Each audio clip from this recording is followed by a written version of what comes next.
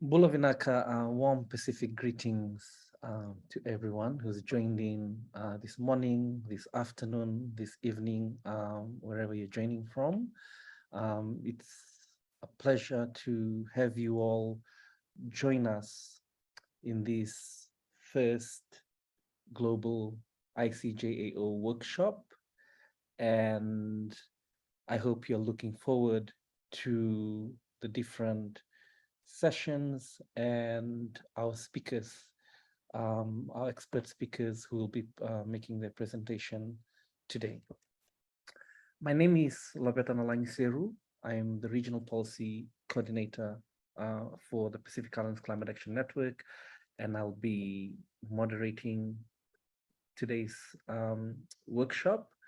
And before we begin, I'd like to acknowledge the support of the Human Rights and Climate Change Working Group and the team from CIL for co-organizing this event. In September 2021, the government of Vanuatu announced its intention to take climate change to the International Court of Justice to seek an advisory opinion, where such an advisory opinion would be a powerful tool in bolstering state action on climate change and will complement and strengthen the Paris Agreement, integrating human rights and climate change law, and providing necessary baselines for state action on adaptation, mitigation, and finance. The road to the ICJ requires a UN General Assembly to pass a resolution requesting the ICJ to provide its opinion on the matter. This workshop aims to socialize the ICJAO campaign and its key themes, and also to share campaign tools, key messaging, strategies, and tactics as a way to encourage the global civil society support for the campaign. Prior to the workshop, we had circulated an online survey, and registered participants were requested to submit in questions, which our speakers today will attempt to address and answer. So without taking further of your time, I'm just going to share briefly the outline for this program. First, we will hear from Sebastian, who is the campaign manager at the Human Rights and Climate Change, and is also a senior attorney at the Center for International Environmental Law. Sebastian has been closely involved in the successful campaign to demand the universal recognition of the right to a clean, healthy, and sustainable environment, both at the level of Human Rights Council and the UNGA. Then we will hear from Solmonio, who is the campaign director for the Pacific Island Students Fighting for Climate Change. Then we will hear from yours truly from the Pacific Civil Society, before we then jump over to Dr. Christopher Bartlett, who currently manages the Vanuatu government's climate diplomacy program at the Ministry of Foreign Affairs and sits on the board of various Pacific Islands civil society and private sector climate change networks. Mr. Bartlett will be sharing some of the progress about the campaign and what are some of the key gaps and opportunities, and we'll also share insights into the legal question. We will then have a short break, but during the time that the speakers are speaking, if you have any questions, please feel free to enter them into the chat box, and the team will pull it up and direct that to the speakers. So please do also indicate to which speakers you are directing the question to. After the 10 minutes break, we will reconvene for session 2, which is to look at making the campaign accessible to CSOs and non-state actors.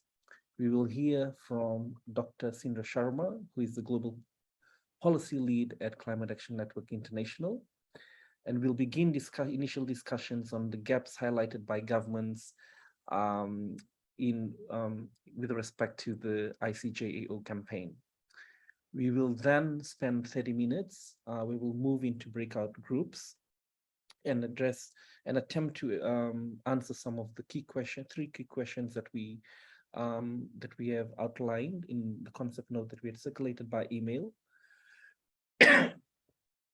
Before we wrap up the discussions and reconvene into the main room for report back session.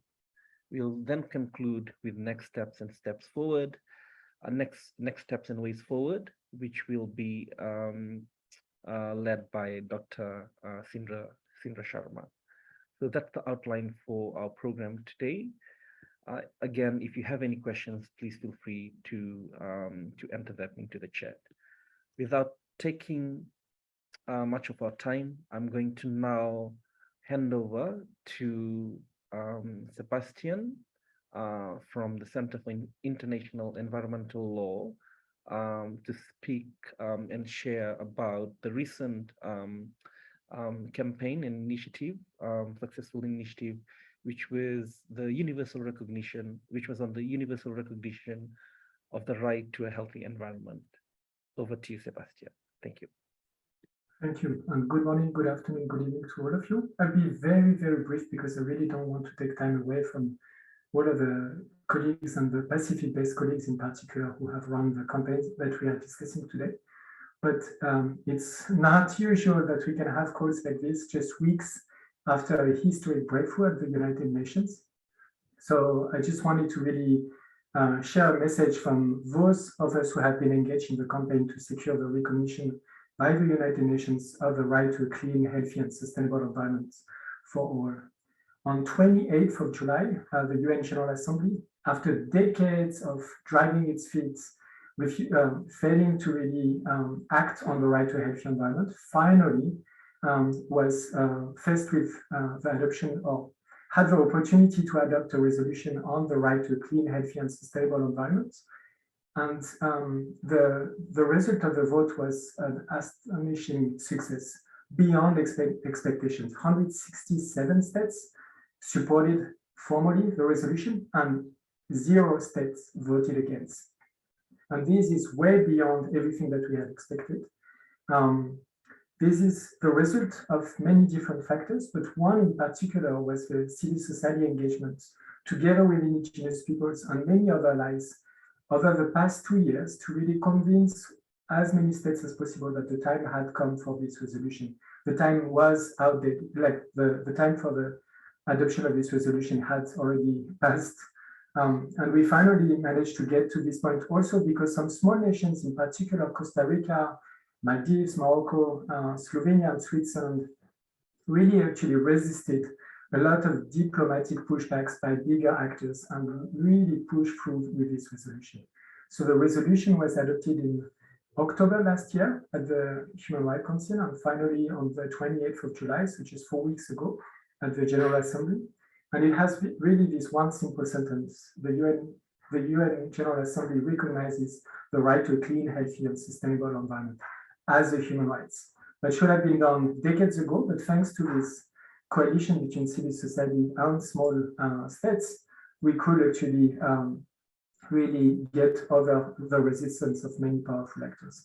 What does that mean for the campaign that we are going to discuss today? I think there's a lot of lessons that can be drawn. We'd be happy to discuss bilaterally with any one of you who might be interested, but particularly brings more wind in the sails of those who are pushing the campaign to secure recognition by, a request by the General Assembly for an advisory opinion. In particular, it also highlights that when a powerful idea is moved by civil society, indigenous peoples, and inspired states, it can actually overcome any resistance by larger actors, because it's a lot more difficult for powerful states that really have vested interest to resist those ideas to push the button at the end of the day during a vote at the General Assembly to refuse proposals like this. And so what we are hoping to do with the campaign on the right to a clean, healthy, and sustainable environment is share any contacts, share any of the coalitions, the networks that we established for this campaign, so that now we can all rally behind what could be a natural next step, which is to actually have a General Assembly seek an advisory opinion from the International Court of Justice to now unpack what are the state's obligations when it comes to human rights and climate change. But the key message I would like you to keep is a lot of people told us it would not be possible. And at the end of the day, the result was beyond any expectation. 167 votes against 0. Thank you so much, Sebastian, for sharing that picture about the campaign, which you rightly mentioned, was unexpected, but just goes to show the collective wave of power of civil society to be able to influence governments to favorably vote for the resolution on the right to the healthy environment. And this is something this workshop is about. And I'm now going to cross over all the way to New York, where our colleague and good Pacific friend, Solomon Neo, joins us from. Solomon, as I mentioned earlier, is a campaign director for the Pacific Island Students Fighting Climate Change and has been the brainchild for this campaign. Over to you, Solomon. Vinaka. Vinaka Langi, not really the brainchild, but one of the 27 law students who started this campaign. But thank you for this great opportunity, Langi, as well as colleagues from all across the world. Wherever you are, good fella morning, good fella afternoon, good fella evening. Today, I will be representing our organization, as well as the Alliance for Climate Justice Advisory Opinion, to represent on the campaign, or as we often call it, a journey to take the world's biggest problem to the world's highest court. Today, I'll be sharing with you a presentation slide that talks about the campaign, and then I will take you through that, all that has been addressed, and what is the heart of the campaign. What are we looking at of the journey to take the world's biggest problem to the world's highest court? So beginning with the presentation outline for today. Part one, I'll basically run through the nexus between climate change and human rights, which was the spark that led to the inspiration of young students from the South Pacific to take on action and looking into exploring international mechanisms and how they can utilize this to address the climate crisis. And second, I'll take you through what are advisory opinions, like not claiming as an expert here, but in essence, what are advisory opinions, what are International Court of Justice, and how does this relates to the overall campaign. And then, of course, pointing out the campaign on the ground as we speak is ongoing, and what we have accomplished along the way, not just by ourselves, but together with our Pacific community, as well as civil society and individuals all across the world. So I'd just like to take you back to 2019, while this all crazy idea begins. Just a couple of law students from the University of South Pacific. We are in a final year law studies, and we decided, look, guys, what are we going to do here? As final year law students, we need to at least make a contributions to try to address some of the biggest problems that we're facing in the Pacific. And of course, everyone clearly understand that climate change always sits among the top of the list of the biggest problems we have.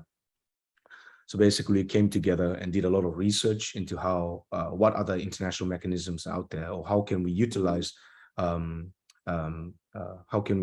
international law as a vehicle for driving transformational action and help break the political impasse we're facing in the climate change, especially in UNFCCC and its bodies such as the Paris Agreement. Our organization really just came up to address two things.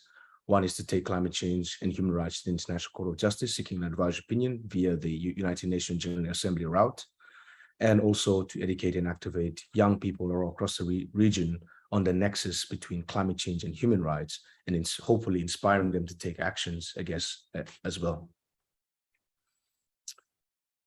But if I could just give off a short summary, or just a point of view of what the whole campaign to us means, it's really associating to the concept or the transportation vessel known as the Vaka, which is a traditional Pacific canoe that is used to be used for transportation between islands, and it has been a very essential and integral part of Pacific culture, and it has a forming effect in intimate connection between people and communities, islands, and also the ocean as well. The Vaka to the campaign sees a source of sustenance, a symbol of really empowerment, and the Vaka is synonymous, of course, with a journey. And this journey being a climate justice journey, to take the problem, to take on the campaign to the highest forum in the world, as it has not been yet and embarked on yet. The Vaka is essentially calling for the greater climate justice, and this is calling for especially the protection of the human rights of people both in global North and global South countries, and also not only for the current generation, but the future generation that is yet to come. And this is, of course, a symbol for solidarity for all affected communities to get on the Vaka, and the call to action to get all affected communities to get on the Vaka as we journey for this great climate justice journey. And I guess it's really an important part of the campaign that we're pushing forward as it carry forward the voices of those who are most impacted, marginalized, and more importantly, those who are being left behind. So just to quickly run through the concept of, why climate change and human rights in this angle. Of course, human rights are indeed universal, indivisible, interdependent, and interconnected.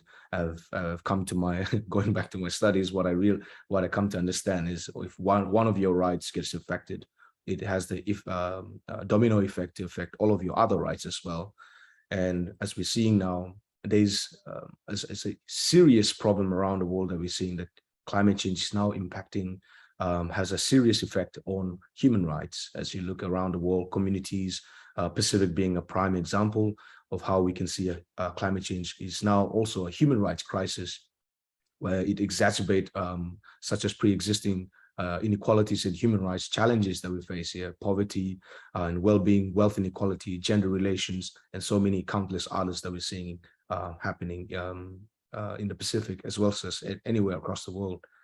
And this growing realization of the fact that UNFCCC and its bodies going at the glacial pace in addressing climate change, and knowing that in order to address accelerate this pace, one thing is most useful to do this is to use link the connections, although very obvious, link the connection between human rights and climate change to give a bit of a leverage to ensure that the powerful and well-established part of the society and a topic on human rights can act as an important tool to catalyze greater climate action from taking climate change in a rights-based angle. And then this growing, this idea of the Nexus has been growing in terms of its acknowledgement and recognition because of and great work done by non-state actors, academia, and also climate litigation and litigation cases. And prior to just 2015, there were only 5 rights-based climate litigation across the world. And now climate and environmental litigation cases are in the thousands. So you can see a growing recognition of this and a desire to encourage more accountability for our governments.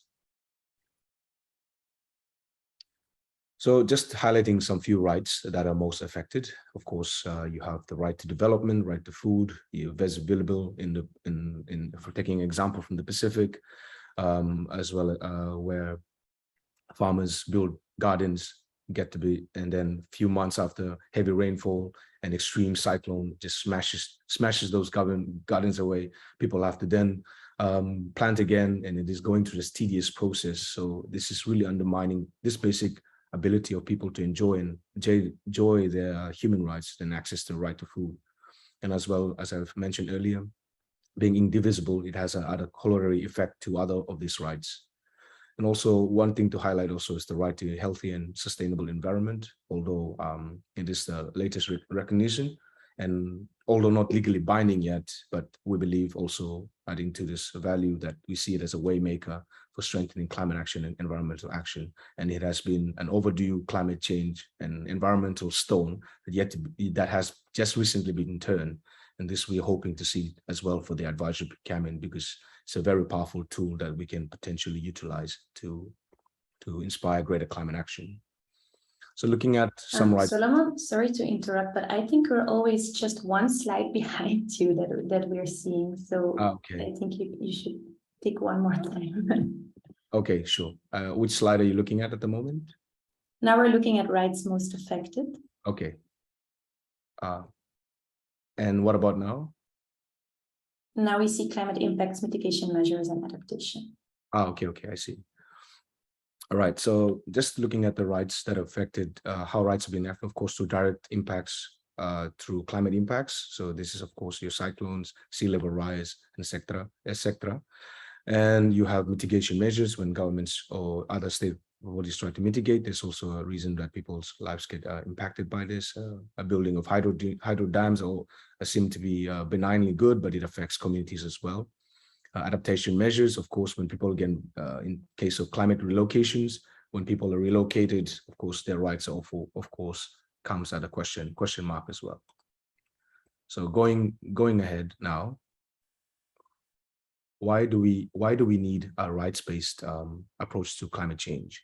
Well, it's important to highlight that in climate change, addressing climate change, we need to prevent a negative impact of human rights to ensure that there's accountability, and there's also an effective remedy towards that of the rights being violated.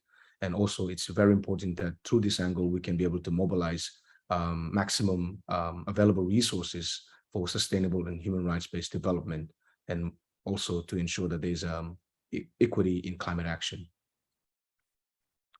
I'm not sure which slide are you looking at the moment? So right now it's black. So before there was intergenerational equity now. So I think there's something wrong. So when you click between the slides, sometimes it becomes black. Okay. This is the principle of intergenerational equity now. All right. Thank you. Apologies for that. Yeah. Right. Coming on to the principle of intergenerational equity.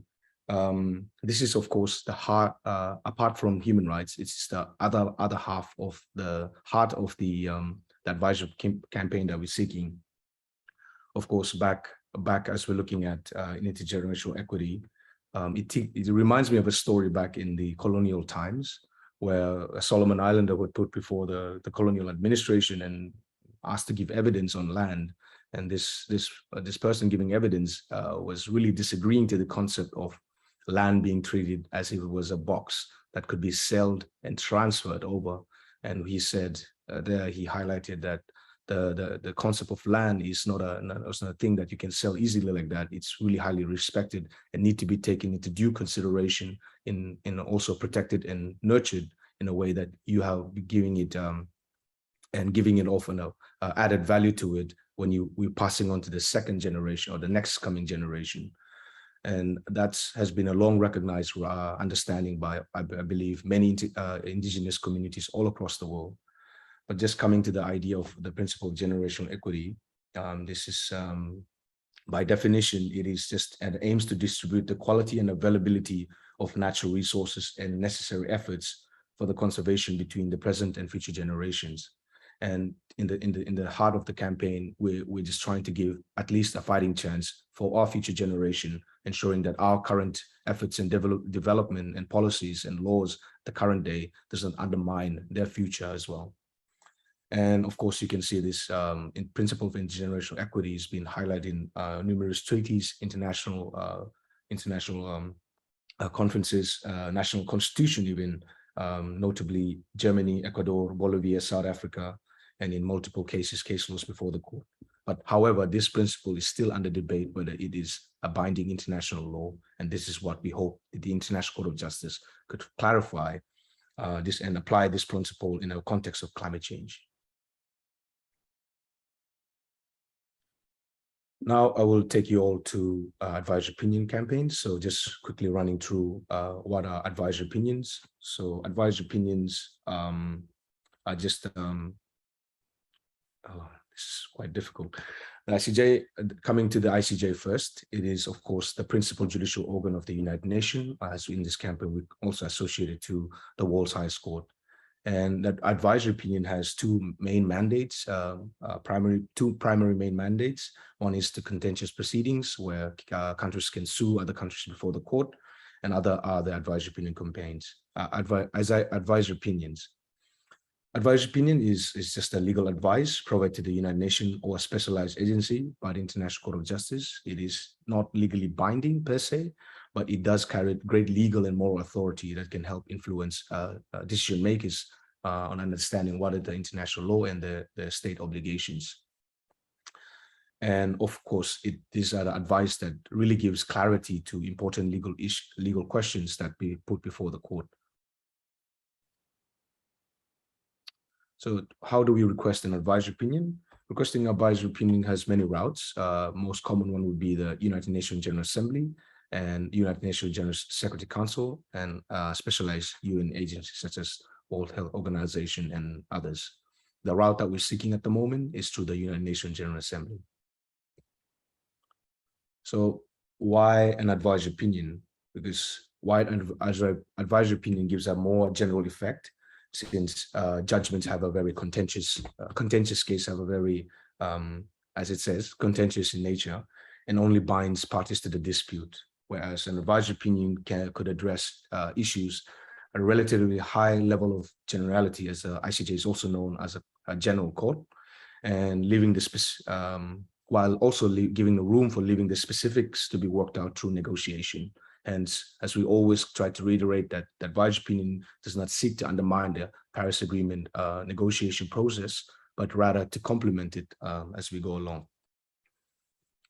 So in continuing, it is not to advisory opinions on general rules of international law relating to climate change would not require the court to make specific determination or standing or causation, which is of course the main stumbling block for many litigation cases around the world. But it could be an opportunity for the ICJ to perform its most important role in clarifying and elaborating the relevant norms of general international law, as highlighted. And this is, of course, an opportunity for all states around the world to have their voices being heard. And in addition to states, those vulnerable communities, ordinary peoples around the world, to also make contribution to the court in informing them. I know we are pressed for time, so I will not go into the video, but hopefully we can be able to share this later on for viewing. So in all advisory opinion, one thing that is really important to highlight is the legal question, because legal question will be the central part of the advisory opinion campaign. What is important to highlight here is what are the legal questions that at least the youth and the civil society are interested in. This is the question that we have came up with in understanding what we want to hear the court to clarify on. So what are the obligations under states under international law to protect the rights of the current and future generation from the adverse effects of climate change? In answering this, we believe that the ICJ be able to make these following contributions. The first one being cementing consensus or scientific evidence of climate change. And this is, ICJ is the best forum that could help endorse the best scientific findings on climate change, would be able to utilize by courts in helping them in answering the case that is being put before them. Next would be to encourage more ambitious action under the Paris Agreement and help to make allow and motivate more ambitious action for state contribution under the Paris Agreement and help to meet those global targets that we are able to set out. And important to highlight here is that it's also to a great response to plugging the gaps that has been clearly visible in the Paris Agreement, such as ambition, accountability, fairness, and which the advisory opinion can help draw on sources of international law and help give more address to this. And one particular concern is, one particular angle you can take is that the court can answer whether is the voluntary contribution to the Paris Agreement by states, is it malleable? can states do that under international law, or there needs to be a baseline at minimum what state needs to contribute to the Paris Agreement? Is that an international law? The state has an obligation to do that despite its voluntary contribution to the Paris Agreement. So answering this might help bring more clarity in addressing climate action. Just rushing ahead a bit.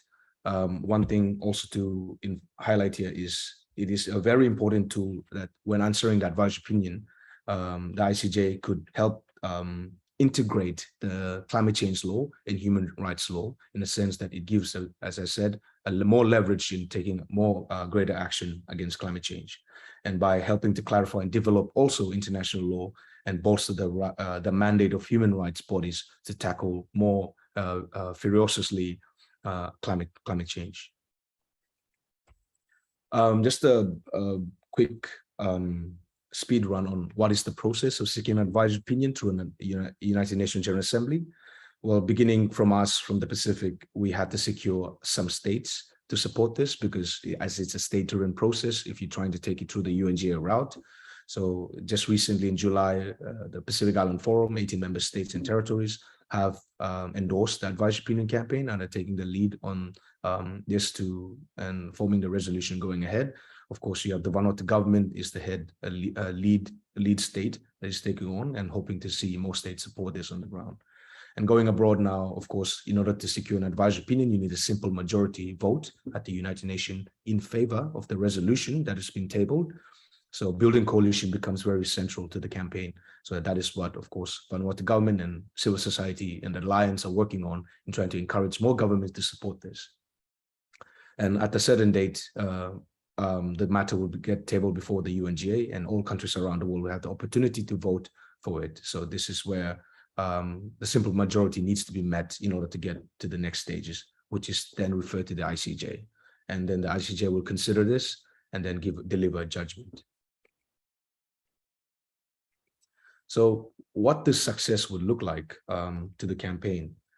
One thing to highlight is regional endorsement. Of course, as I highlighted, we really need a simple majority vote and a strong state support behind this. So starting off with regional endorsements, we have over the past past few months, actually, we have been seeing a lot of endorsement from all of the intergovernmental organizations such as the Caribbean Community, the OACPS, the Organization of Africa, Caribbean, and the Pacific States. And this, of course, forming a lot of a strong block that could be able to push this forward. But however, we also are mindful that we need to do more beyond this and securing more states to support this. And of course, you have your national endorsements, governments adopting a national policy to highlight to seek an advisory opinion. You can see Government of Vanuatu being dead serious with these endorsements and making so many pronouncements in going far as to include the advisory opinion in their enhanced and revised NDCs to the Paris Agreement as well. And hopefully governments around the world can also co-sponsor the resolution going ahead.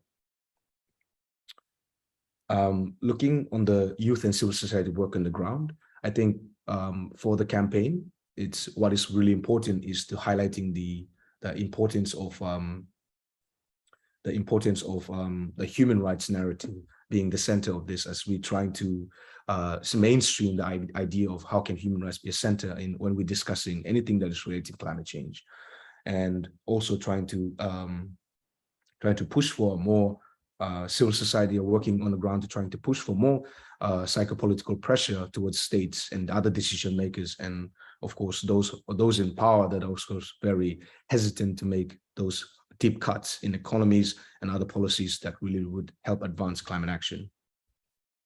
And really what most of our work in essence we're trying to do is to raise awareness of these factors, and also to give a sense of opportunity for people around the world to understand that this is an important campaign that needs to be highlighted and it has to be supported, and of course can only work with grassroots level support as well. So over the campaigns, we have also reached out to our leaders in encouraging to support this initiative. We have wrote to our leaders, of course, and now we are encouraging other countries, individuals and civil society to support this. and hoping to get that support from those intergovernmental organizations as well as individual states.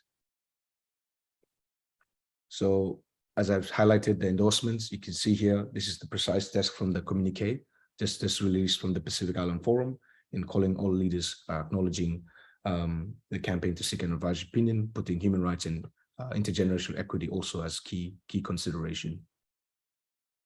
Of course, over the years, we have gained a lot of notable support from eminent professionals and experts. As you can see on the slides here, here's some of the names that have supported, big names that have supported the campaign. And we're hoping to see more and more people be able to back this campaign as we go ahead. You can see that there's a lot of partnerships. And of course, this campaign can only go ahead with a strong support of civil society elsewhere. Starting from the Pacific, there's been a lot of support from climate action networks as we work together to influence this, holding so many events, so many workshops, so many opportunities to discuss this with our leaders. And of course, that has had resounding effect on our decisions making forward and encouragement towards leaders to support this campaign. And we hope that other civil society across the world can also do this. And just interestingly, just recently, we have formed this Alliance for Climate Justice Advisory Opinion, which is comprises of other international civil societies that we can have. You can see some Oxfam, Greenpeace, Amnesty, and others have been joining on to support this campaign as we move closer to our goals and also trying to spread this widespread throughout the world. We have also created a toolkit that be able to easily massage the messaging of this very complex and legal campaign into something more simplified, and hoping that this can also be utilized by other civil society and individuals who think that this campaign is important and need to take it onward.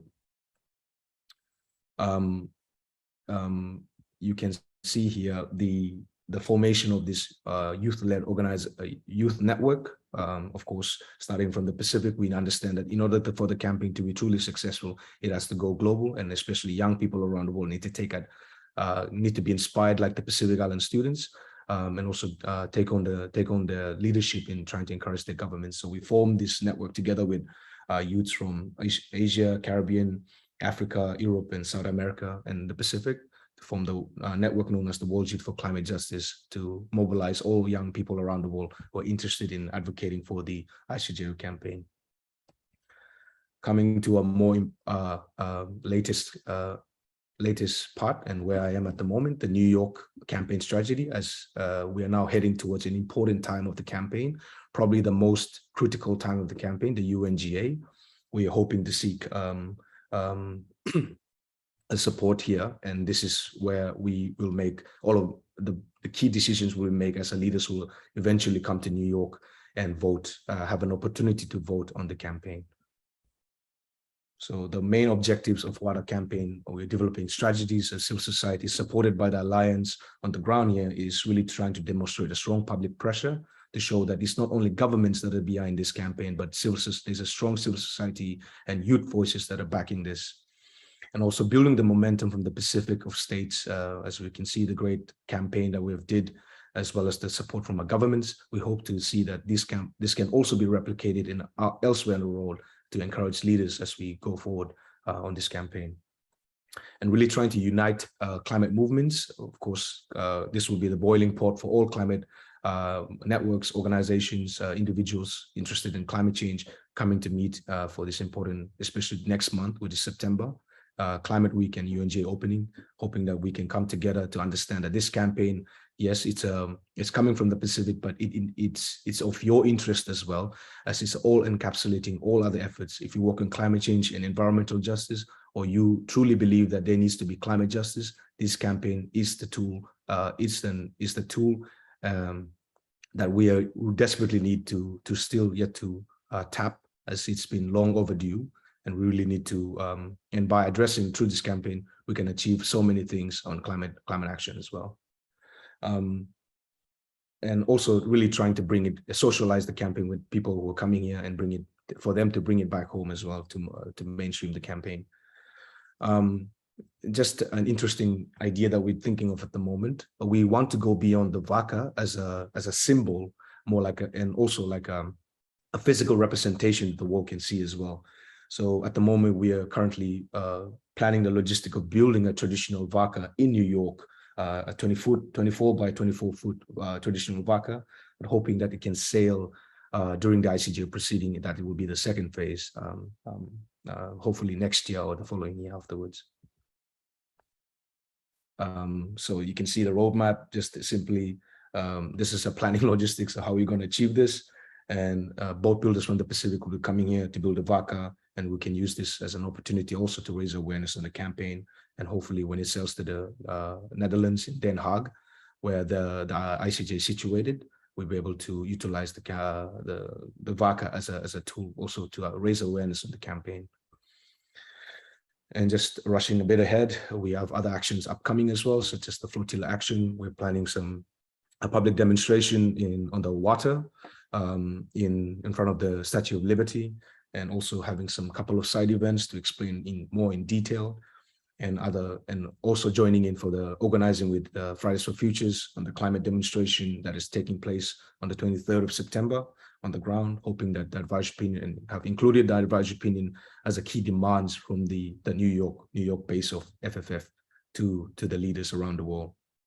And of course, communication and digital media outreach of trying to get more media out there and mainstreaming and socializing the ICJO in trying to make the advisory opinion, transforming the advisory opinion to a public opinion. Of course, we have now created a call to action as well. And if you are genuinely interested in the campaign and would like to support and promote this, there's a petition that is available on the website, piswc.org/petition. You can sign on to that, and it will give you an option to also give you a template letter that you can write and forward it to your leaders. Sorry, organizers, but coming to a conclusion now. Essentially, what we are trying to highlight, if there's one takeaway you need to understand about the advisory opinion campaign, is that it just trying to achieve two key themes. One is climate change, and by connecting the climate change and human rights nexus, or taking a rights-based approach to climate change, and also of equal importance is trying to give greater protection to the rights of the future generation, or really solidify the principle of intergenerational equity. And in achieving that, we believe that it's a massive leap to us in our journey in our collective journey for climate justice. So this is what we're trying to achieve through the advisory opinion campaign. And we believe that the ICJ can deliver this for us. And as we understand, advisory opinions are not legally binding, but they carry a great legal and moral authority and can be a powerful tool to shape governments and decision makers understanding, and more importantly, to transform the consciousness of people around the world. And finally, the campaign of the ground, as you can see, it's full steam ahead as we're preparing a lot of activities towards UNGA opening as well as UNGA. And then later on in the year, when hopefully we can see the voting being put to pass, we call upon all civil society and youth around the world to support this great initiative to take the world's biggest problem to the world's highest court. And that brings the end to my conclusion. Big falatagi Tomas.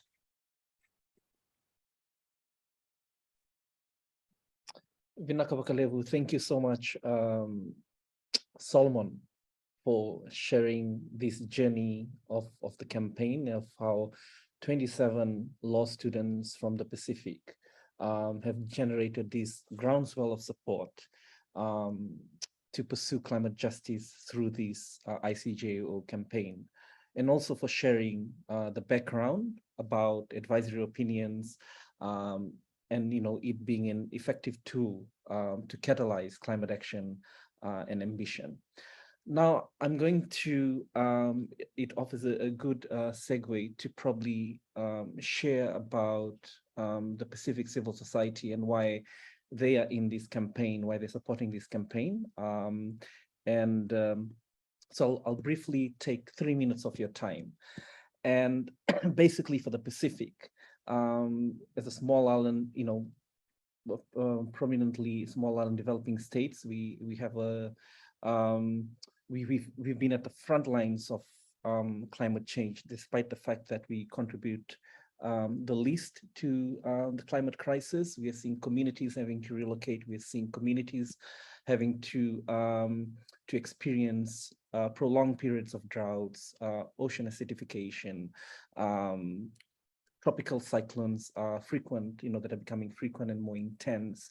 And these are just some of the list of human rights that have been documented, that have been impacted as a result of the climate crisis. The right to life, the right to health, as public health infrastructures are damaged. We're hearing and receiving reports of women having to give birth on the way to hospitals, freedom from cruel and degrading treatment. There's some specific population groups that are at the receiving end from the general population. They've been blamed to be the cause of some of these disasters, when really it's about the fact that we haven't been able to transition, to quickly transition from fossil fuels, and come up with ambitious national determined contributions or climate plans.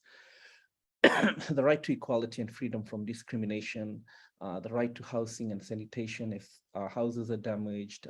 There's increases in health issues because of poor sanitation, the right to adequate food and water. So for food and water security is an issue, and this is not only in the Pacific, but across the world. We're seeing droughts and livestock killed or dying as a result of prolonged periods of drought and water shortages.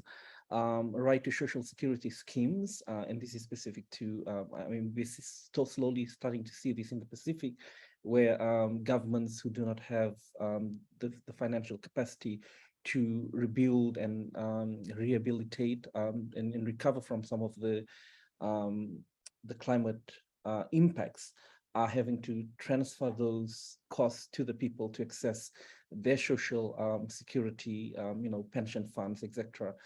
And there's concern that by the time people do actually retire, need those funds, that they're out of funds because throughout their lives they've been withdrawing from their social pension funds.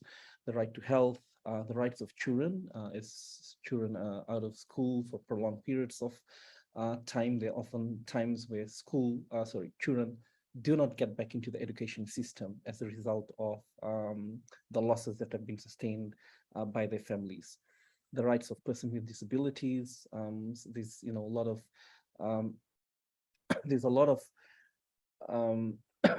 issues arising from a reasonable access for people with disabilities when it comes to climate mobility, but also relocation, etc.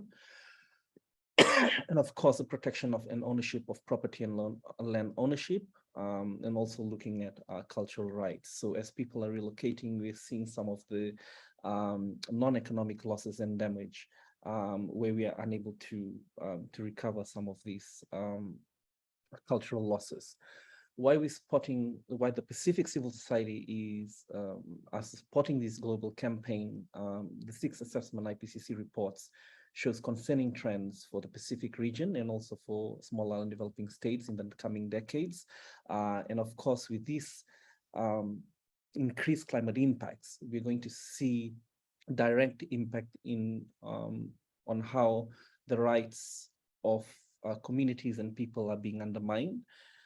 In 2018, the Pacific regional leaders issued the Boy Declaration on Regional Security for the Pacific, and recognized climate change as the single greatest threat to people's well-being, security, livelihoods, and also to the ecosystem. This year at the Pacific Island Forum Leaders Meeting, the Pacific leaders declared that the Pacific region is facing a climate emergency. So this is really about an issue that's going to touch on generations. As Solomon had alluded to earlier, it's an intergenerational equity and also a justice issue. And this is why it's important, not only for Pacific civil society organizations to support this global campaign, but also for other, for the global community, including civil society organizations and non-state actors, to come on board and push their own governments and also to hold them accountable to the climate pledges that they've made in Paris to secure a 1.5 degrees target. So that's probably those are some of the reasons of Pacific civil society supporting this global campaign. And now I'm going to cross over to Vanuatu and invite Dr. Christopher Bartlett from the Vanuatu government to now share with us some of the progress of the campaign so far. And also, I've seen questions that are popping up already about the legal question that will be tabled at the UNGA. So now I'm going to hand over to Dr. Chris Inaka. Thank you, Langi, and good evening to all of you from Port Vila, Vanuatu. The government of Vanuatu really thanks you for coming together from across the world, really, to support this initiative to finally bring climate change to the International Court of Justice.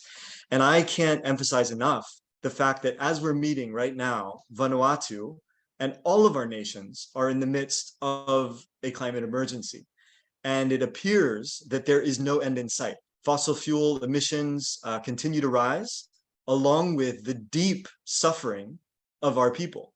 Pacific Island leaders, if we've heard, have already called this the single greatest threat to our livelihoods, and that is not an understatement.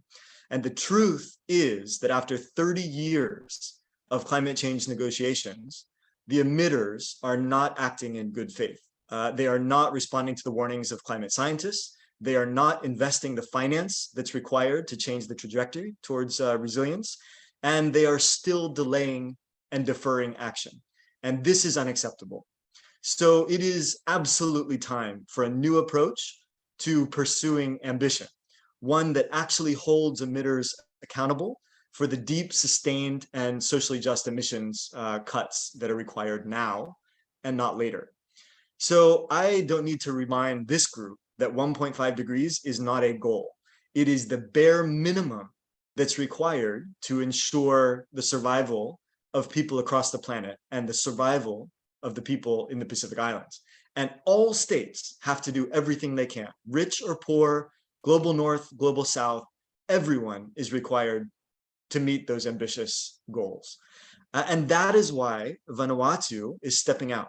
And we will put forward a resolution at the upcoming 77th General Assembly of the United Nations, which will call on the International Court of Justice to give an advisory opinion on the obligations of states under international laws to protect the rights of present and future generations against the adverse effects of climate change.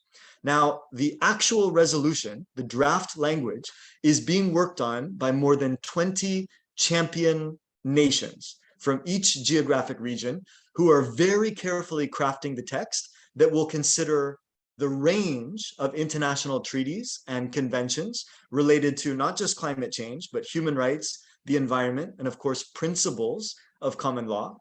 The champions are carefully weighing each word and each phrase to make sure that the International Court of Justice will be able to give an unambiguous answer to the question on what are the state responsibilities and the legal consequences when greenhouse gas emissions have human rights and environmental impacts, specifically cross-boundary impacts.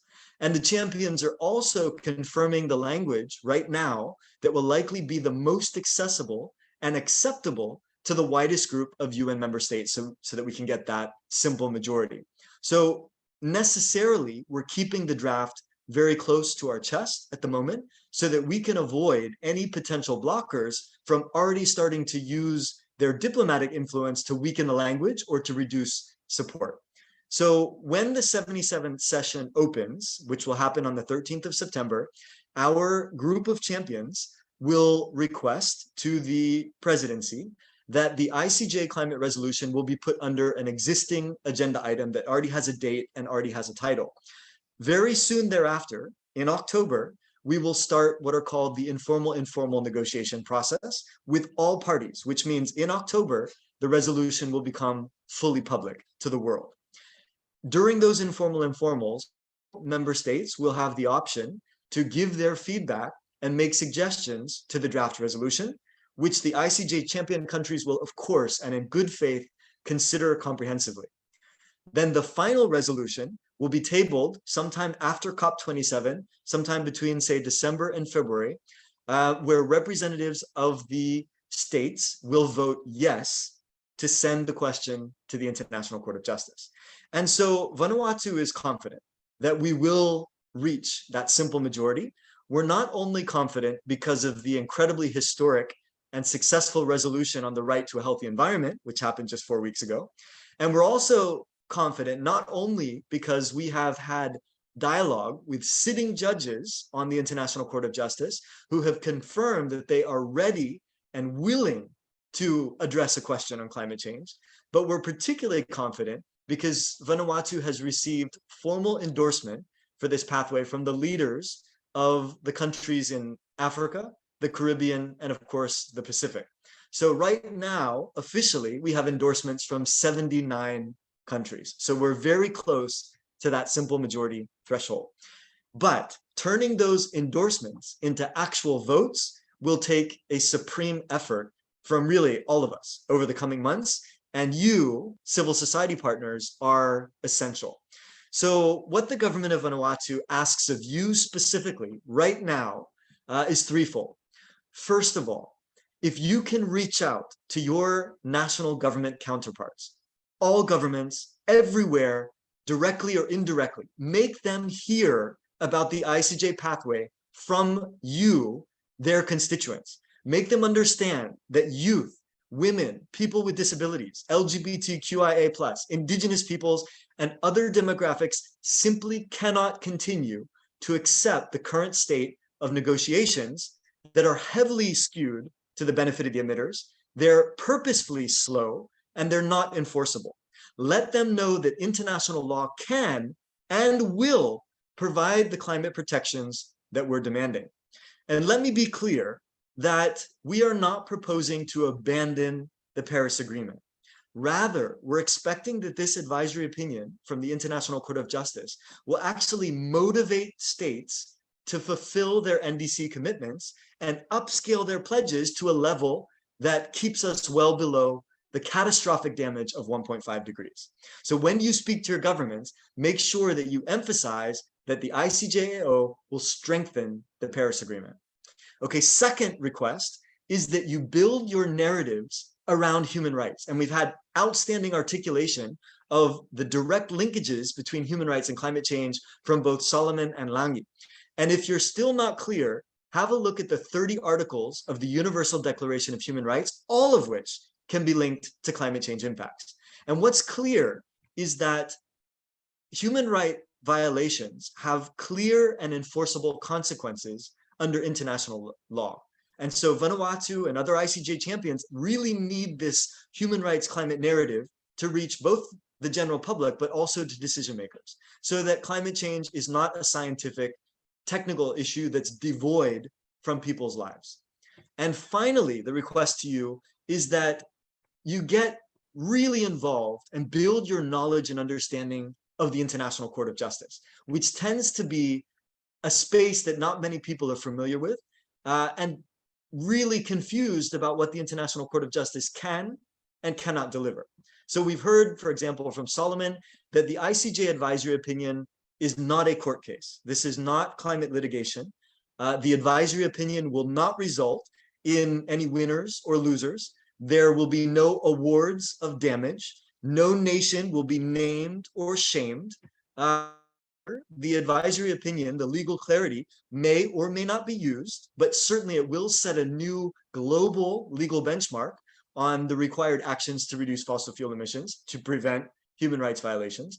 And the ICJ advisory opinion is really only one tool in the comprehensive toolbox that we're all using to see if we can build up that ambition. And probably most, the expectation that we have most is that the advisory opinion will draw a very clear line between what is acceptable as an outcome from climate negotiations and what is non-negotiable as a legal responsibility to protect human rights.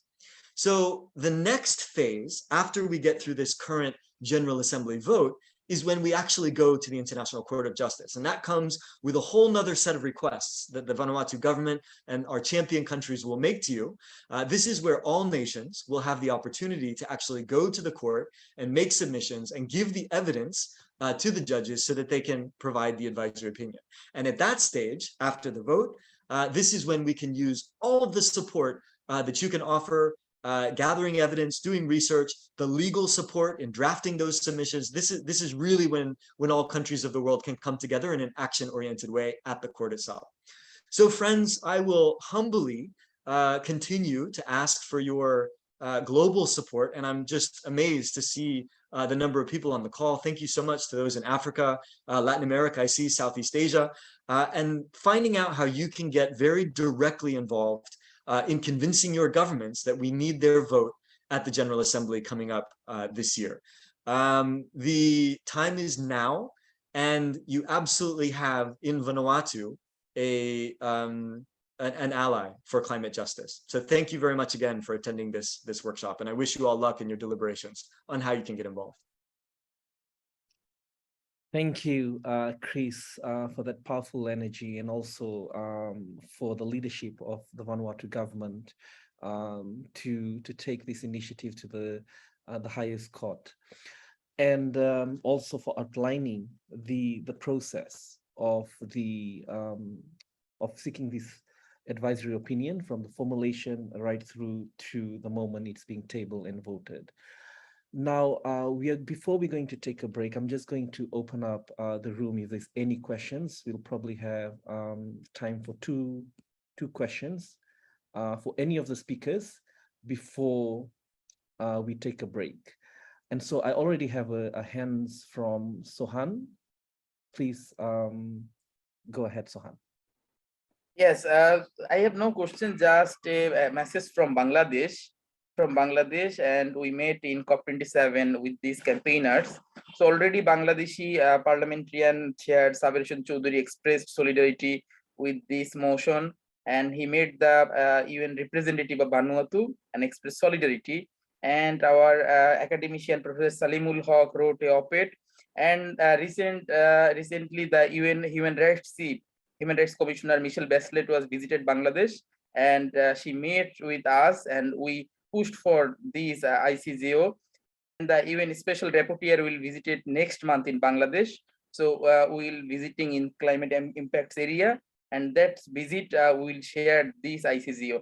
And we already talked with the climate vulnerable from presidency. So the presidency moved to Ghana from Bangladesh, but Bangladesh is supporting to Ghana to creating more support for this.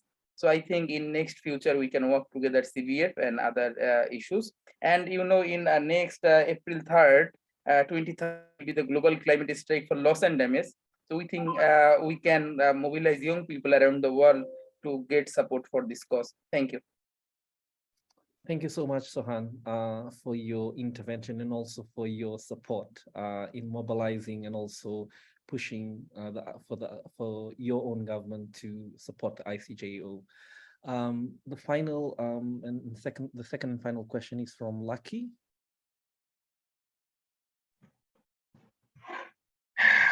Yes, thank you very much for the opportunity to speak. My name is Lucky from Nigeria. I actually joined the session very late, but I'm happy to follow the conversation. I am a climate justice advocate here in Nigeria, and I had a couple of interventions and work around climate justice for vulnerable and indigenous community. One aspect that we lack, I'm also happy to see a couple of people from Amnesty here on the call. I'm also a member of the Amnesty International group here in Nigeria. One gap I see in Nigeria, and I think we really need to click the dots for this movement and agenda, is I'm going to speak from the Nigerian narrative. We have lots of young people who have background in law, but also haven't seen how they connect to enhancing climate justice movement, especially for vulnerable community, because there's a lot of capacity gap, and it brings us down to the kind of curriculum we run in our schools. I don't know if there's any reaction around how do we enhance young lawyers who are also coming up to see that they have a huge role to play in climate justice, especially representing frontline communities, forest-dependent communities who really don't have the might and power to push for climate justice. And also a lot of conversation also around the Paris Agreement, climate finance. We have lots of gap, young people filling that gap to hold conversations. And I really want to see how this can be addressed. And I'm also open from Nigeria here to push this agenda and see how we can also build very strong movement building heading to COP27 in Egypt. Thank you very much. Thank you, Lucky. I think I heard there was a question about how you can engage young people. And I guess I'll probably direct it to Salmon.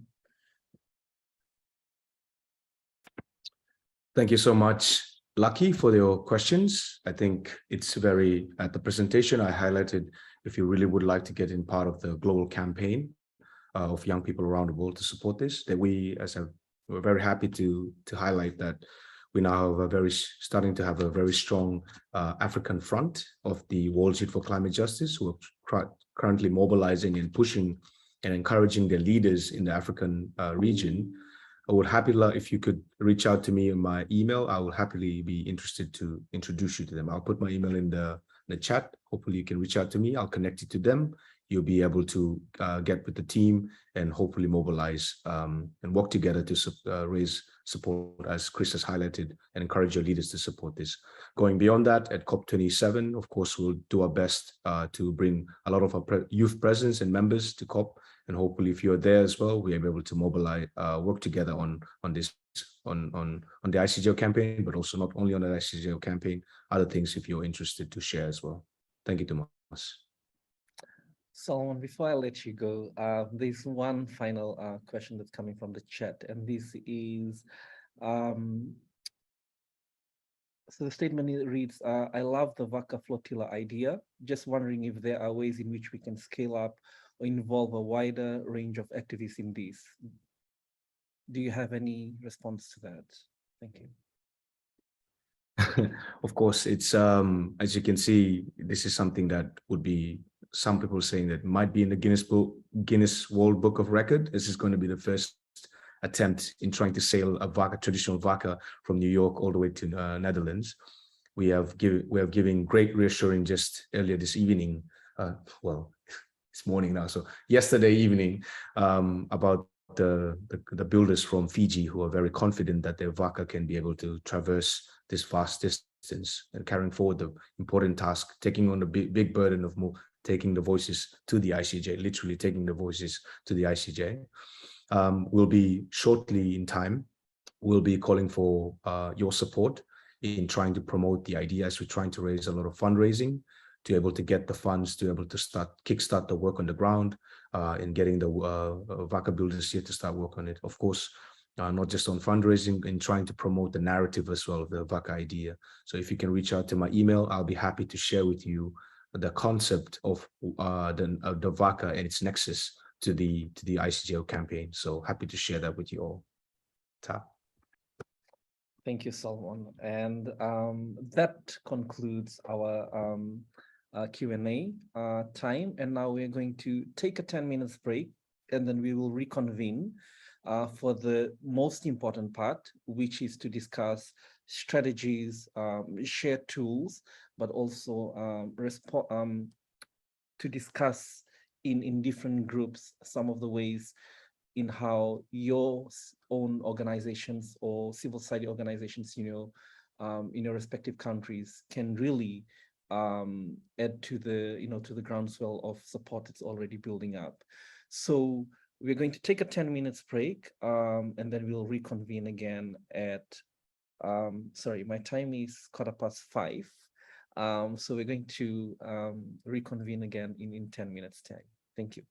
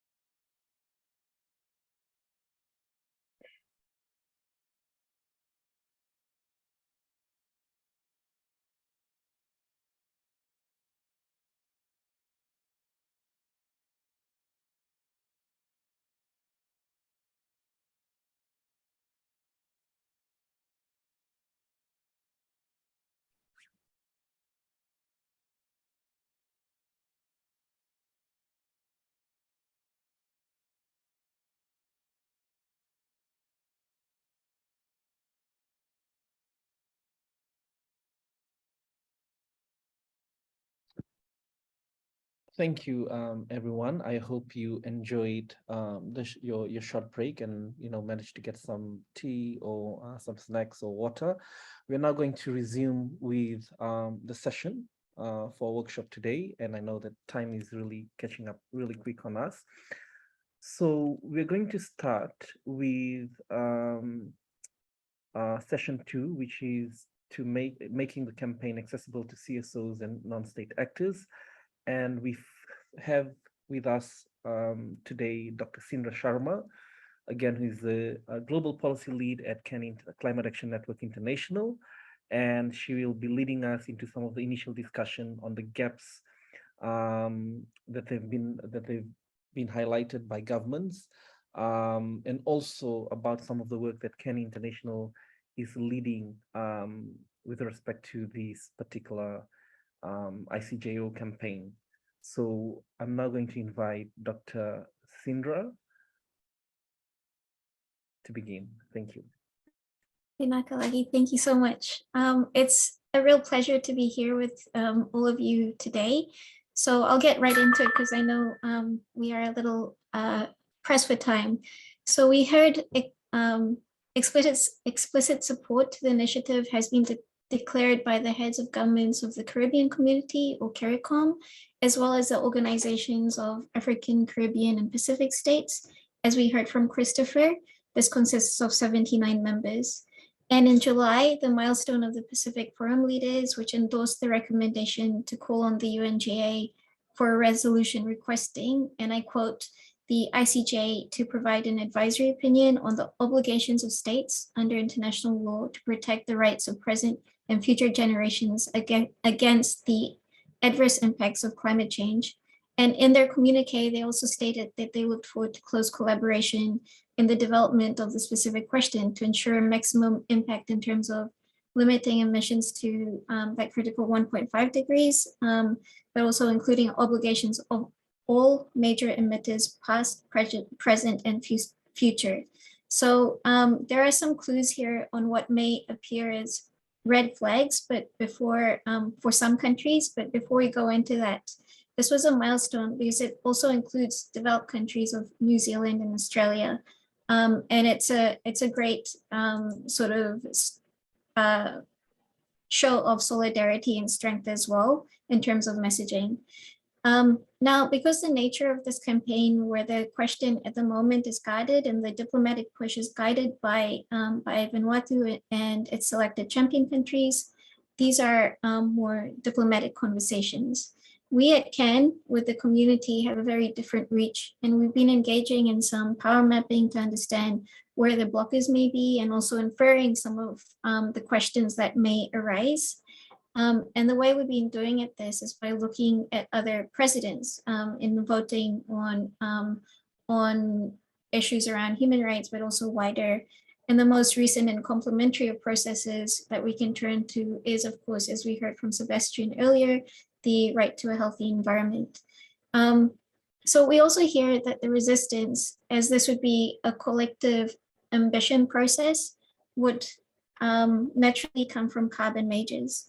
The natural questions that would arise around the litigious elements through the clarification of international law and the ability to hold states that are carbon majors accountable to the inaction in their commitments and their implementation of the Paris Agreement could be indicative of those countries which may pose issues.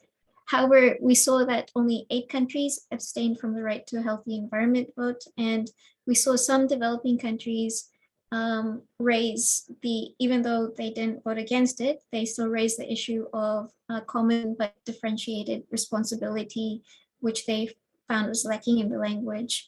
And as the language in the Pacific Islands leaders communique also opens us beyond the common but differentiated responsibility sort of framework, it is also something to consider as we look at that vital vote at the UNGA.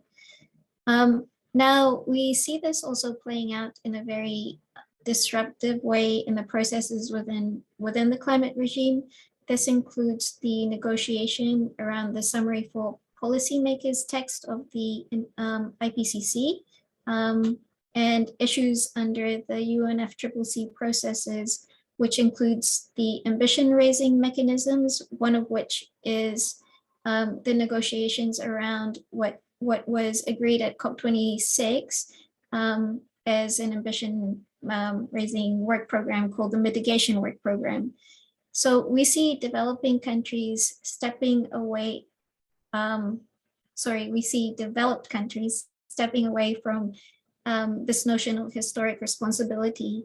And we also see them want to dissolve this concept of developed and developing, which naturally is being protected by developing countries.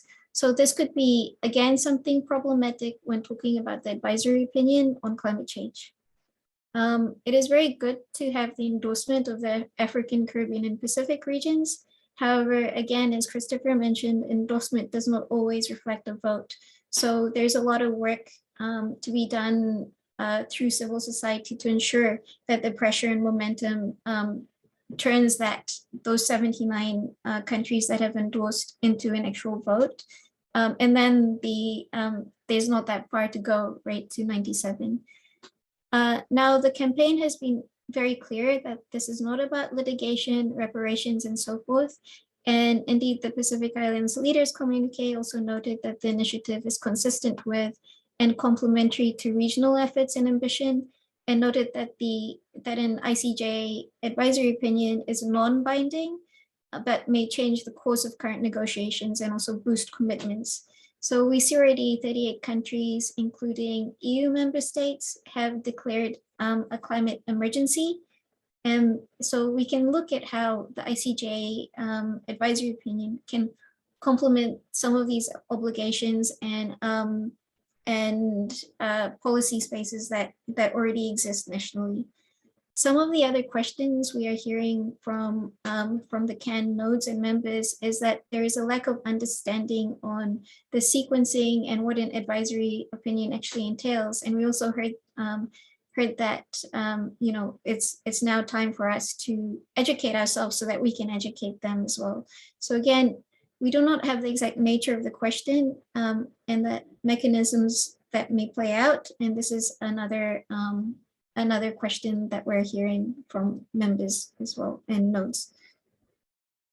So to summarize, there is a gap in understanding, like around just the process of the ICJ advisory opinion, and a need to strategically answer some difficult questions around common but differentiated responsibility, also around carbon majors, and then around to be aware of the issues around litigation, reparations, loss and damage. Much of the response to this has already been developed, and there's also a good breadth of tools that the Pacific Island students fighting climate change have put together to enable you to engage in your advocacy and outreach as well.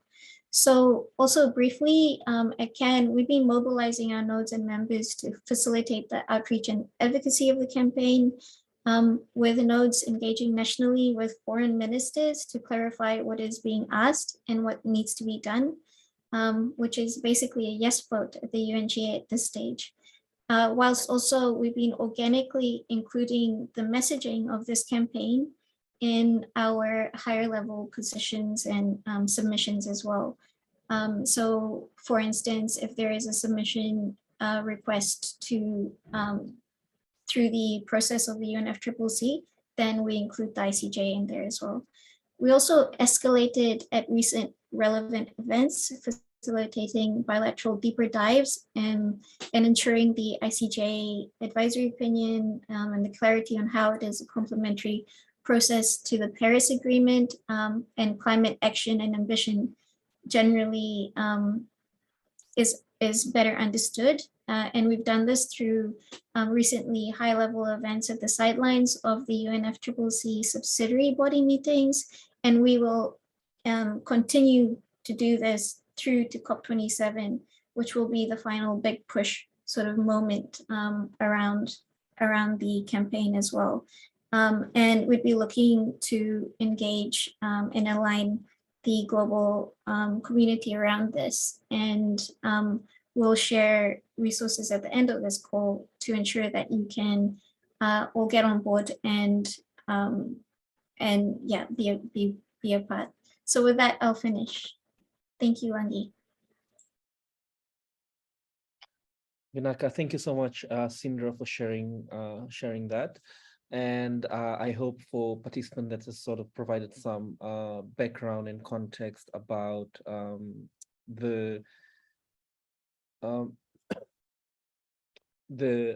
task that you have ahead of you in terms of securing support from other civil society organizations, and all, but most importantly, securing the support of your own respective governments, so that they're able to vote in support of the ICJO resolution.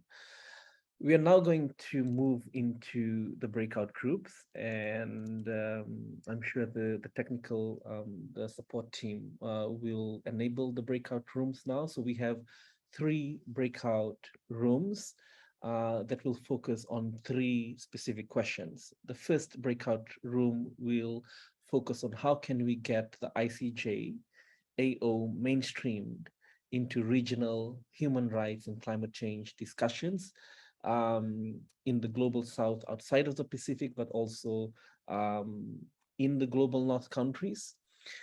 The second question focuses around beating the blockers or the naysayers. What can be done in the global north?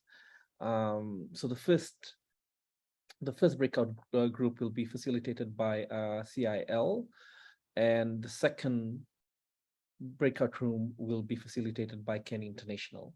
The third and final group will focus on the question around what are solutions to gaps in tools and knowledge for CSOs, academics, and other non-state actors in terms of practically engaging immediately on this campaign. And this will be facilitated by the Pacific Islands Climate Action Network.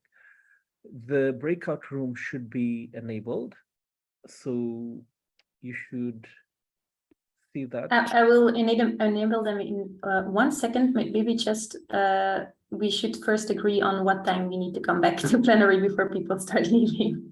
So we have 15 minutes to work within your groups, and then we'll come back for the report back session. So 15 minutes. All right, I will enable them now, and people should be able to choose the one they want to join.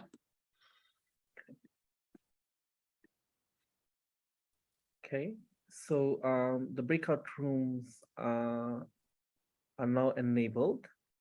So you should be able to move into one of those 3 groups. So group 1, group 2, and group 3. The first one is around broadening support for Global South. The second group is around beating the blockers and the naysayers.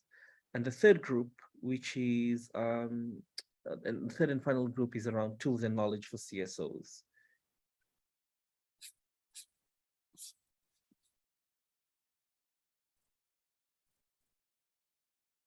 Okay.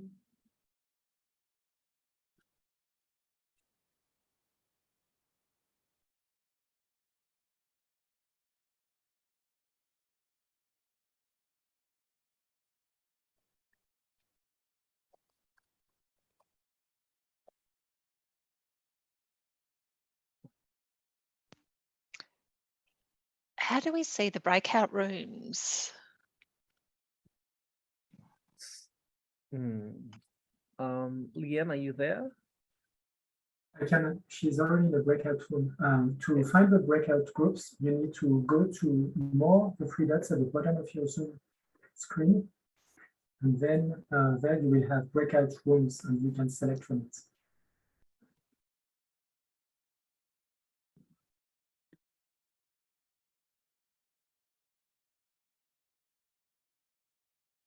Hi, everyone. Thank you for joining the group. And I'm just going to share my screen, and I hope you're able to see this.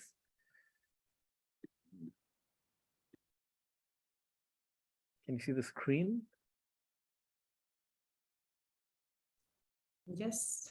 Okay, so that's a question that's posed to this group. So what are solutions to gaps in tools and knowledge for for CSOs, academics, and practically any non-state actor to practically engage immediately in these ICJO, and I'm happy to to listen and take notes. So yes, do we have any volunteer who'd like to break the ice?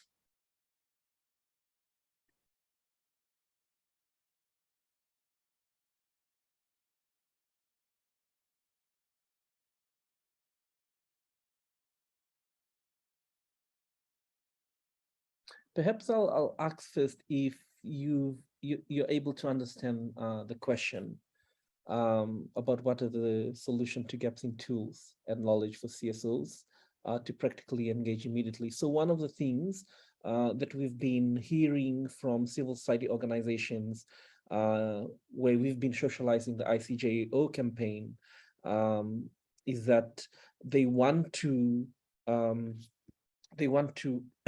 to engage immediately, to reach out to governments, but they're lacking, some of the tools, some of the resources. And I'm really happy to hear from you all in terms of what are some of those kind of challenges that we can document so that the team can work on tools and resources so that, it's able to effectively help you in the campaign in your respective countries.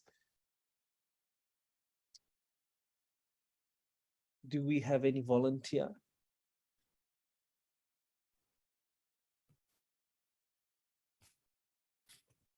Alina? Yeah.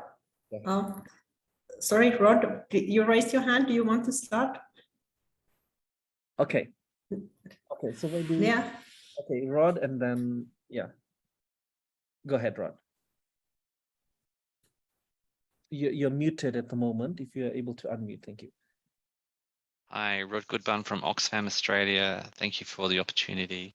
I just thought one piece of information that might be useful is what you think the timetable for development of the text might be. So when we're engaging with government, we have an idea of when that would be likely to emerge.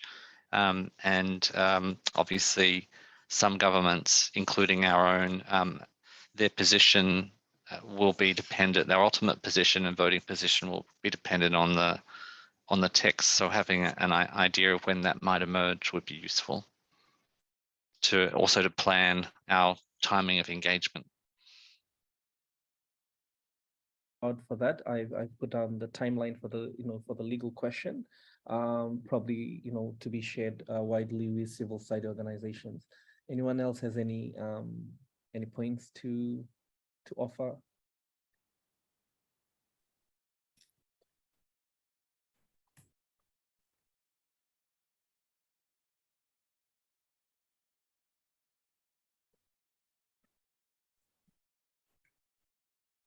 I see that Sabrina has raised a hand. Go ahead, Sabrina.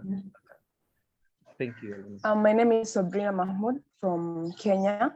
I'm a youth climate advocate. I'm a youth climate justice advocate, working and mentored under the Pan-African Climate Justice Alliance. So in my country, Kenya, actually, issues to do with climate justice and climate change were not in the awares. So we have the development of the new curriculum, which enhances and actually integrates things to do with climate justice, especially with the new curriculum called competency-based curriculum. So it actually aims to impact the youth and the children at the lowest levels of education, in the pre-unit levels and the primary levels, which are not seen before. We also have integration of, as you all know, the climate change is a very complicated science. So we actually integrating local languages to enhance communication and for the marginalized communities to understand the science of climate change and the drastic changes and consequences that have been attributed to by climate change. Yeah, so that's all that I had to say on my part. Thank you for your time.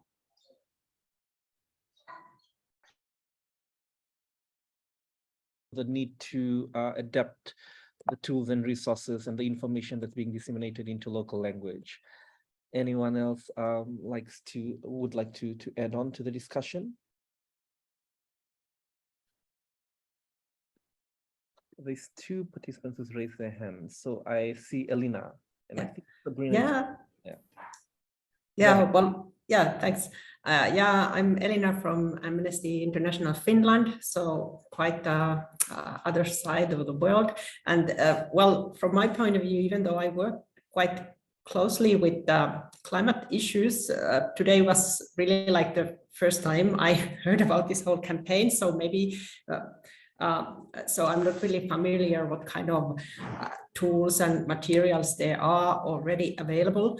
But when I think, like, for example, CSOs in Northern Finland, Northern Europe, how we could approach our governments, maybe some kind of, I don't know if there is already some kind of package of frequent asked questions, like just some basics, like what is, like really like a simple, short explanation, what is this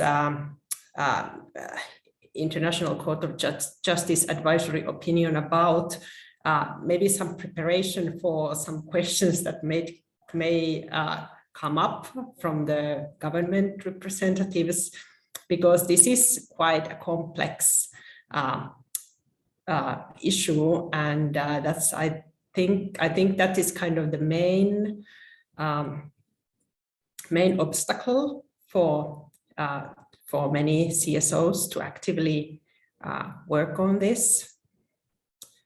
Well, I don't know if there is already also some like communications material, some like ready-made like suggestions for tweets or some like short text or messages that could be just shared around or used as some examples how to approach the local government representatives. Thank you, Elena, for that excellent question around existing tool and resources. So some suggestions around frequently asked questions, and also some comms materials or packages. I understand that the team, and this is a CSO Alliance, they have developed some of those tools, which are now, I believe, readily available on the campaign website, and I'll share that with everyone. But also, just as a follow-up from this discussion as well, because you've registered, we have all your emails, so we'll circulate some of these tools and resources to you, the links, etc. I know that, for instance, Ken International has drafted a letter, a template that you can use to send to foreign ministers and heads of governments. So these are already available, but we'll just share with all of you the link. Does anyone else have any question or maybe wants to add on to the discussion around some of the gaps that you feel in terms of tools and knowledge for CSOs? Harold, go ahead. Thank you very much. I just have a couple of suggestions, but it's not nothing theoretical, in fact, but instead like practical issues to be addressed. I think like having a general document for the organizations of civil society to be submitted before governmental entities and embassies whenever they reach out to discuss any project, I think it would be very helpful. So we can have like a general, relatively similar message to address. I think that would be part of, or would be like the main tool we could use. As a second thing, I think we could use, I mean, in case your organization could prepare like an Excel document to prepare to follow up on these activities. And for example, trying to state which organization of civil society communicated with which government entity or which government embassy to present the proposal or to try to gather support for for this activity, let's say, and if there's any response so far. So let's say that if I connect to this Excel document, I could see, for example, that somebody already requested or presented the proposal to the embassy of the United States in Mongolia or in Spain, I don't know.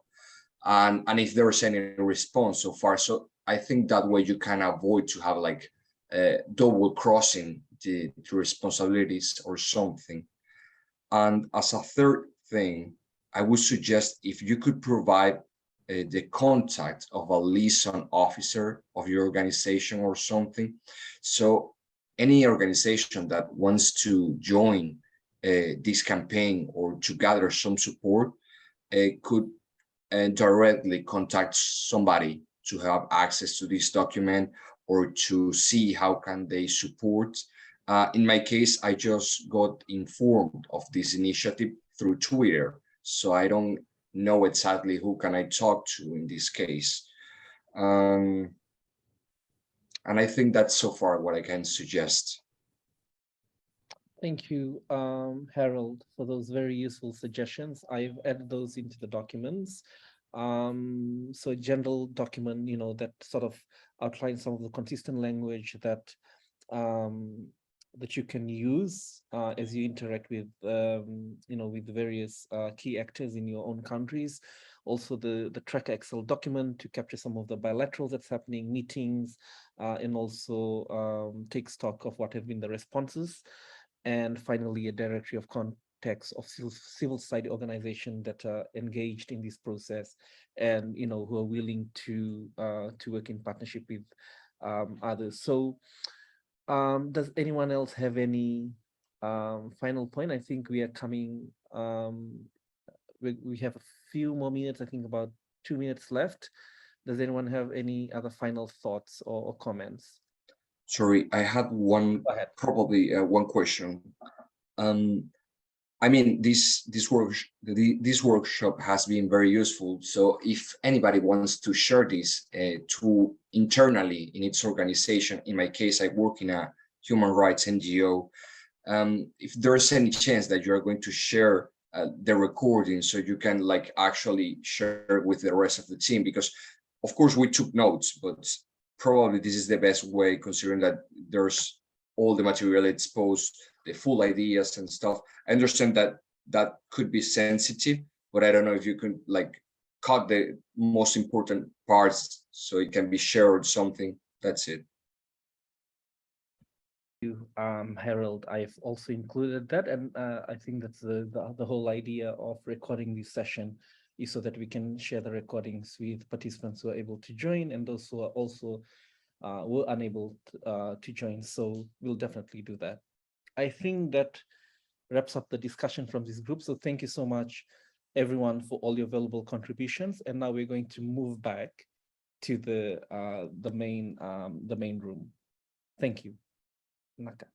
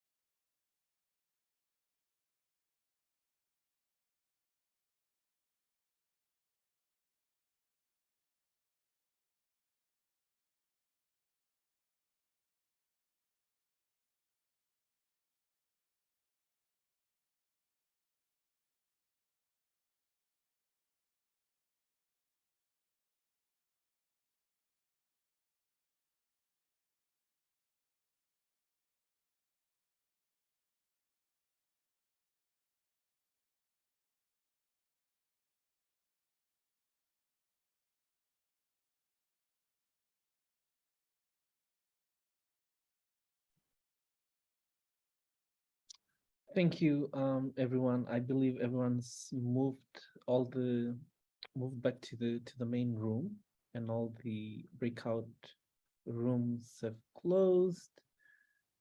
Oh, they're coming. Here they are.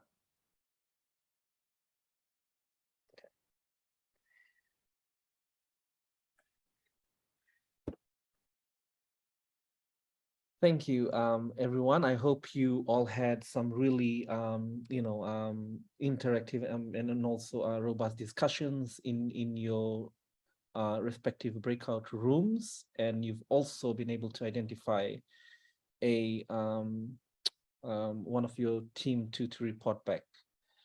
So, without taking much time, I'm going to request the first group. So I believe that was the CIL team. If you can report back to in terms of what are some of the discussions from the breakout room. Yeah, I completely forgot to ask someone to report back, so it will be me. And we got interrupted. It was too short. I think there were many other interesting points that could be made. So I think there is definitely already the takeaway that we need to have some more of these sessions to really brainstorm in depth. But there were some interesting ideas that came up. So first of all, there is really like to mainstream the campaign into regional discussions and to really get broad support, specifically in countries in the Global South. There are two aspects to it. So first, it's about reaching civil society organizations, IPOs, reaching the organizations and the people that can advocate for this campaign. And then there is the part of reaching the government. So those are two specific pathways to reach this mainstreaming. And so in terms of reaching people and civil society, there was the point that was made that there are many legal experts, there are many youth that are actually would be ready to really support, but they need to find their way to the campaign. And there are also many human rights groups in Africa that also have been we talked a bit about Africa, but actually all over the world that are very active and that could also be informed about this important campaign and the link with environmental rights. So we were thinking to address that, it might be interesting to have some regional workshops that are really targeting in this first place civil society organizations that can then target their governments and their regional institutions. For example, the African Commission on Human Rights was mentioned as one of the institutions to address. So those regional workshops could also look at what the implications of such an advisory opinion could be for more regional and local struggles, to really make the link with things that projects that groups are fighting against, or land rights that organizations are fighting in favor, to really make the link between what can this ICJ advisory opinion mean for these local struggles, also to again get some local organizations and countries on board. So those were some suggestions, and to do that, a couple of times the regional climate weeks were mentioned. So these are really moments where we could mainstream this message, using those important moments to organize side events and also to talk to all the people that need to know about this, and to convince national governments of their role and their importance in the global campaign. And then one last point that was made in terms of argumentation and discussing why we need this advisory opinion, was to explicitly make the link with litigation and with cases that are happening all over the world regarding human rights and climate change, and really saying like, look, we have all these cases and we see that more and more of those cases are coming. It's linked to corporate accountability and to other aspects, and we need the advice of the ICJ to guide these cases that we see all over the world. So I would summarize our discussion like that, but I would also gladly invite people from the breakout room to come in if I forgot anything. Thanks. Thank you, Leanne. Is there anyone else from the breakout room? One that wants to add on to what Leanne has shared? Otherwise, since I forgot one point, sorry. just realized, and I thought it was also an important one, that we should really look for champion countries in the different regions, and those should within those regions also be geographically spread and be diverse, but really have some key countries that take the lead, not only in endorsing publicly, but also doing advocacy towards their fellow neighboring countries in the region. So that's also one important point I think that was made that we can take further. Thank you, Leanne. So thank you to the first group for your discussions. And now we're going to move on to the second group, which was facilitated by Dr. Sindra. Thanks, Agi. So our group was looking at beating the blockers and naysayers, and specifically the developed countries. So we were also just getting into a discussion as well before we came back to plenary, and we looked at how again what Lean also said around having more leaders and champions speaking out on this would be extremely essential and important leading into that vote, to ensure solidarity as well. Reducing the room of maneuver as well. So looking at the lessons learned from the right to a healthy environment and how that was approached. So looking at ensuring the arguments that developed countries may have to have ready-made rebuttals to that, and ensuring that the messaging that they have, the spaces around the arguments that they put forth can be reduced in that manner, and at the same time ensuring that the sort of sense of solidarity that they may have around issues that aren't supportive, that we look at breaking those down. And again, as the other group had said, looking at regional partnerships and champions within those, and to ensure influencing of blocks is around the AO, and public pressure as well. So this would be extremely important for developed countries, where you're looking at the turning that sort of advisory opinion to public opinion and pressuring them from that angle.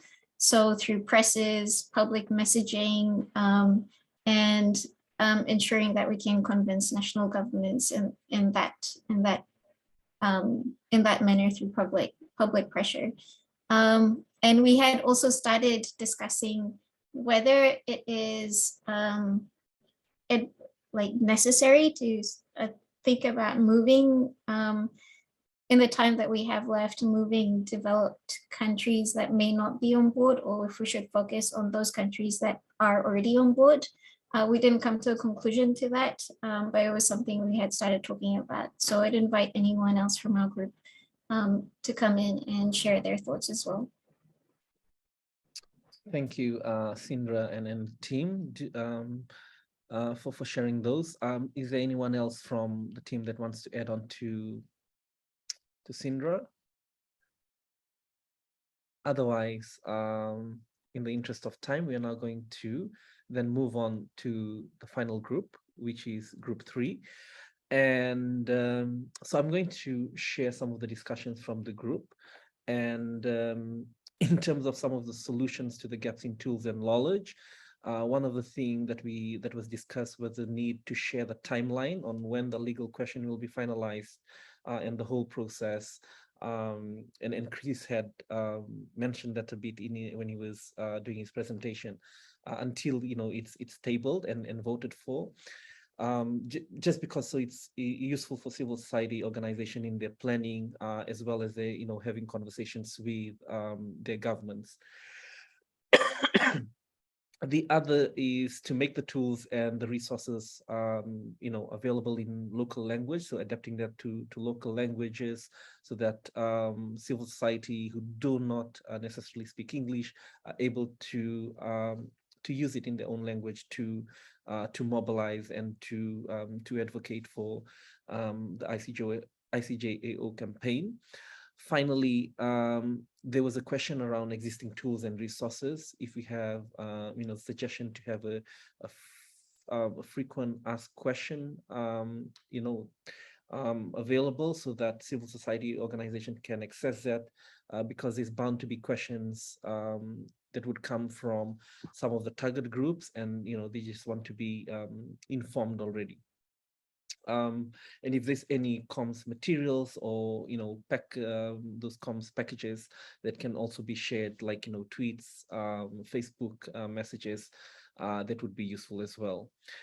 The other one was a suggestion around having a general document that ensures consistent of the language that's being used as different groups in different parts of the world begin to reach out to their governments and to the wider civil society, to socialize the campaign and also mobilize.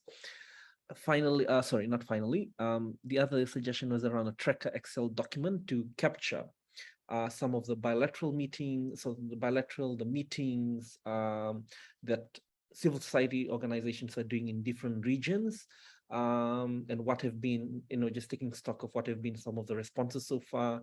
Has it been favorable, not favorable, pending, just so that actors in these regions understand who's working where, and able to fill up gaps.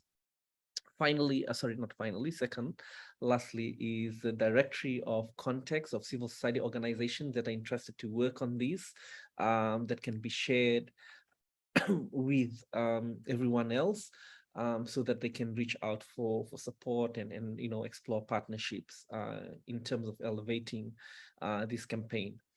And finally, is to share the recording of this workshop. And this is something that I've shared, will be shared with all registered participants after the call. So whether you attended or not, you'll get the link to the recording, as well as some of the available resources that have been requested. And I know, and Solomon, is Solomon still around? Solomon can maybe had shared some of these tools that they've worked on, campaign tools and resources, and we'll definitely include those in the links as we send that out to participants. And that, I guess, is the whole discussion that we had. Is there anyone else from the group who'd like to add on from group 3? Okay, there's no hands raised.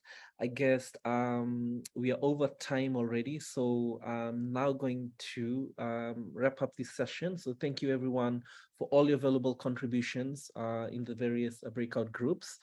And now we're going to, I'm going to hand over to Sindra to take us through next steps and maybe share the global alliance that can sorts of coordinates that would be useful for organizations, civil society organizations that are interested to be part of these, to join those calls. And Sindra can talk on that. So over to you, Sindra. Thank you.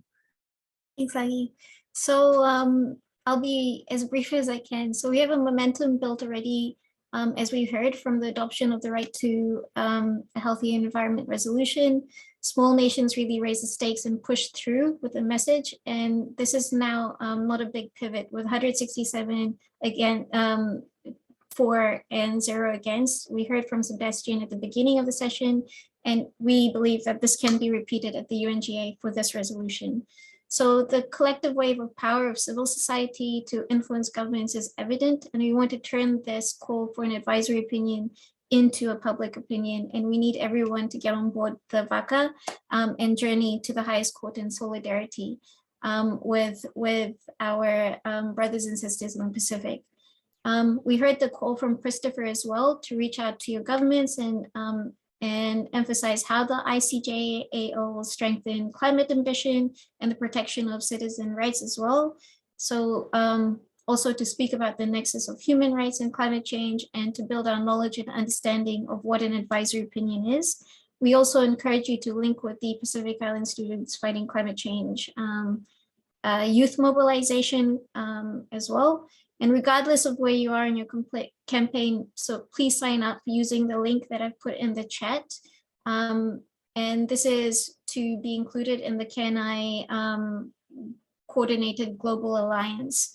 And this would enable a space for coordination and communication amongst the Global Alliance, and also to access the resources that Lagi had mentioned, much of which have already been sort of developed and is ready to share. So please use the link to sign up, and we can go from there. So I think with that, I think I can conclude. Thank you. Thank you so much, Sindra, for those next steps. So to all the participants, thank you for your time. Thank you for your attention, and thank you for your valuable contributions. We'll be circulating the recording as well as other useful links to all of you. And we hope that you'll start to begin to move out and mobilize your other civil society partners, and also start reaching out to your government. So with that, on behalf of the organizers, CIL, the Human Rights Working Group, and the Pacific Islands Climate Action Network, and also acknowledging the Vanuatu government, Pacific Island Students Fighting Climate Change, and the other CSO Alliance partners. Thank you so much, and you all have a great day, great evening, great afternoon from wherever you're joining from. Thank you, and vinakavalibu. Naka. Thank you. Bye.